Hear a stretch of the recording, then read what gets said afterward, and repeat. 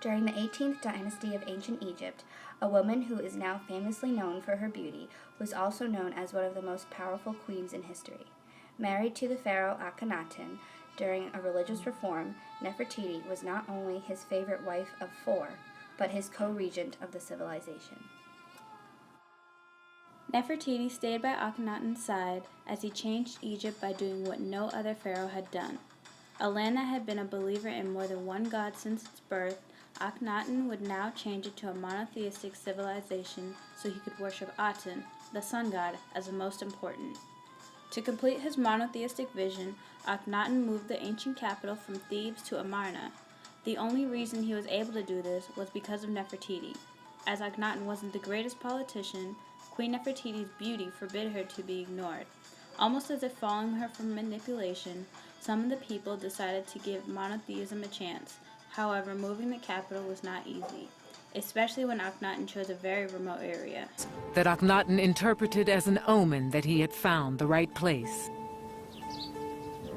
They form the same shape as the hieroglyph for horizon. On certain days of the year, the sun seemed to be reborn between the two mountains. The perfect spot for a city dedicated to the sun.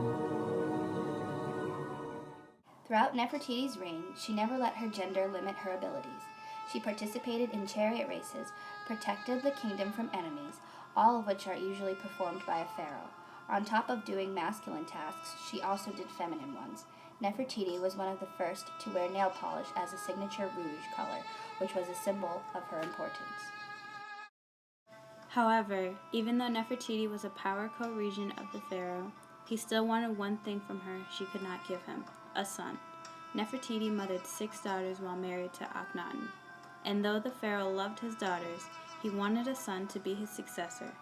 Kia, one of the pharaoh's lesser wives, bore a son, the future boy king Tutankhamun. Though once the boy was born, she seems to have disappeared, possibly from a jealous Nefertiti. Nefertiti bore Akhenaten 6 daughters, but a minor wife named Kia gives him what he really wants: a son, the future king, Tutankhamun.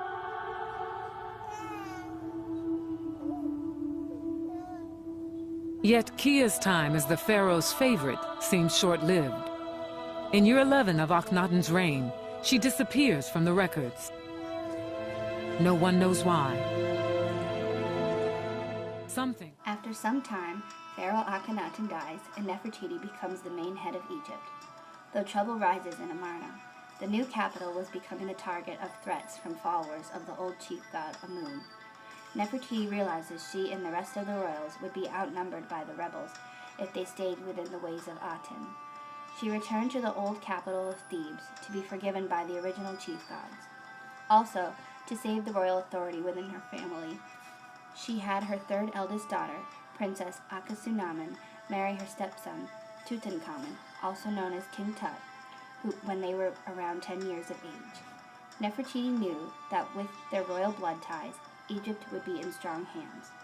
By asking for forgiveness and marrying the next heirs within the rules of the old gods, Nefertiti saved Egypt from a possible civil war and collapse.